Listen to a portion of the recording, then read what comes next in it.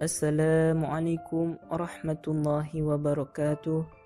Alhamdulillahillazi an'amana bini'matil iman wal islami wa nusalli wa nusallamu ala khairil anam Sayyidina Muhammadin wa ala alihi wa sahbihi ajma'in, amma ba'd. Pertama-tama, marilah kita panjatkan puji syukur kehadirat Allah Subhanahu wa Ta'ala yang telah memberikan kita nikmat iman Islam sehingga kita masih bisa melaksanakan puasa Ramadan pada hari ini. Salawat beserta salam tidak lupa juga kita curah agungkan kepada junjungan kita Nabiullah Muhammad sallallahu alaihi wasallam, sehingga di yaumil kelak nanti kita mendapatkan syafaat darinya. Teman-teman yang insya Allah dirahmati oleh Allah Subhanahu wa Ta'ala, izinkanlah pada hari ini saya menyampaikan sebuah kultum tentang orang-orang yang merugi di bulan Ramadan.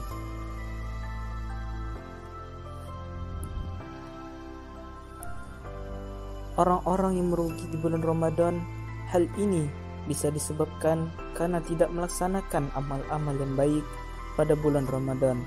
Padahal bulan puasa Ramadan ini memiliki segudang berkah dan pahala untuk digapai. Abu Hurairah radhiyallahu an berkata, Rasulullah shallallahu alaihi wasallam bersabda yang artinya, apabila datang bulan Ramadan, pintu-pintu surga dibuka, pintu-pintu neraka ditutup, dan setan-setan pun dibelenggu. Hadis riwayat Muslim. Teman-teman yang dirahmati oleh Allah Subhanahu wa Ta'ala, dari sabda Nabi Muhammad SAW tersebut, tentunya kita menyadari betapa pentingnya bulan Ramadan. Oleh karena itu, dalam kultum puasa kali ini akan dibahas tentang orang-orang yang tidak mendapatkan berkah dan malah merugi saat bulan Ramadan datang. Seperti Nabi Muhammad SAW bersabda yang artinya, betapa banyak orang yang berpuasa namun tidak mendapatkan apa-apa selain lapar, dan berapa banyak orang yang sholat di tengah malam tidak mendapatkan apa-apa selain begadang. Hadis riwayat Nasai. Hal ini menandakan bahwa kultum puasa Ramadan tentang orang-orang yang merugi di bulan Ramadan ini sangat penting dan berguna bagi umat Islam semua. Jangan sampai kita hanya menahan lapar tapi tidak mendapatkan pahalanya. Orang-orang yang merugi di bulan Ramadan yakni sebagai berikut. Yang pertama, orang yang puasa hanya mendapatkan lapar dan haus. Orang yang puasa hanya mendapatkan lapar dan haus adalah orang yang pahala puasanya telah hilang.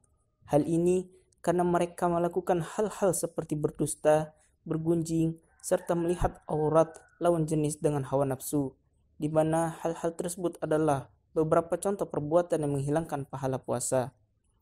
Betapa banyak orang yang berpuasa namun tidak mendapatkan dari puasa tersebut kecuali rasa lapar dan dahaga. Yang kedua, orang yang tidak mengikuti tarawih sampai selesai. Teman-teman yang berbahagia, sering sekali kita melihat ada orang yang sudah keluar sebelum salat tarawih selesai. Orang-orang yang tidak mengikuti tarawih sampai selesai tersebut menjadi salah satu bahasan kultum puasa kali ini. Biasanya banyak orang yang sudah keluar dari masjid sebelum dimulainya salat witir.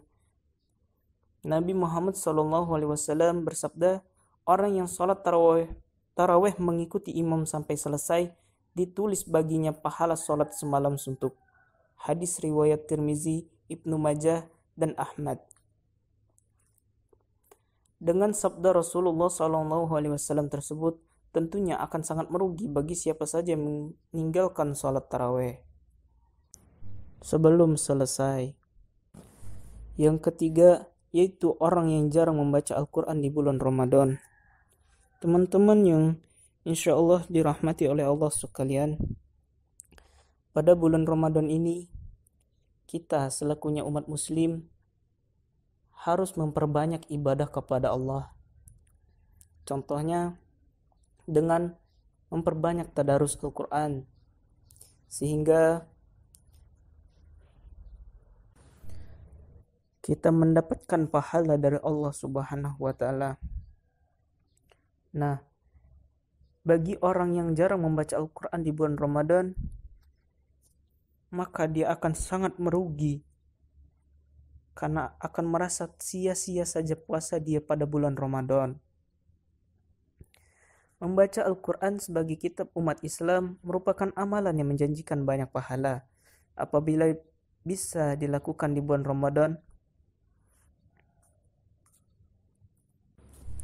Nabi Muhammad SAW bersabda, barang siapa yang membaca satu huruf dari Al-Quran, maka baginya satu kebaikan, dan satu kebaikan itu dilipat gandakan dengan 10 pahala.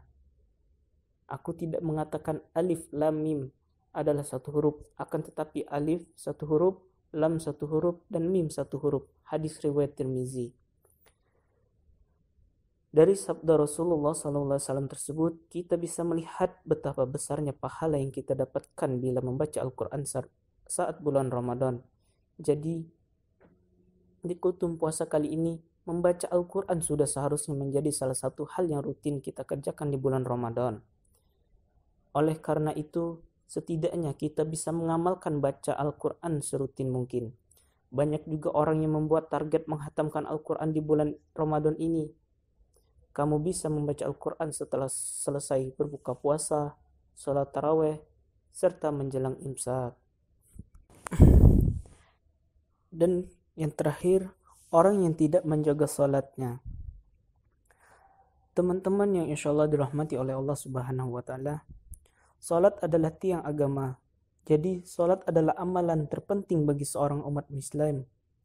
Tentunya tidak hanya di bulan Ramadan saja kita diwajibkan untuk sholat, tapi setiap hari dengan tidak terkecuali.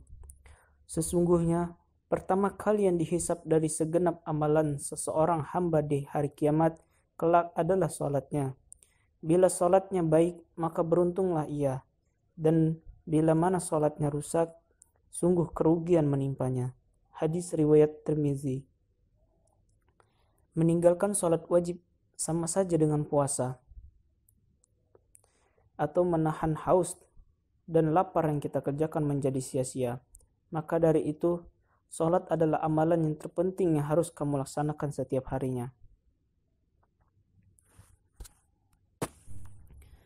Teman-teman yang insya Allah dirahmati oleh Allah Subhanahu wa Ta'ala, maka pada bulan Ramadan ini, marilah kita sama-sama mencari keberkahan Ramadan dan bersama-sama kita mencari pahala agar kelak di akhirat mendapatkan surga dari Allah Subhanahu wa Ta'ala. Walaupun puasa kita pada saat ini diuji oleh Allah Subhanahu wa Ta'ala dengan suatu virus yang sangat mematikan dan bisa menyebar dengan begitu saja, yaitu virus corona. Jadi, walaupun dengan itu, kita selaku umat muslim tetaplah menjaga ibadahnya. Jangan sampai karena ada virus ini, iman kita melemah,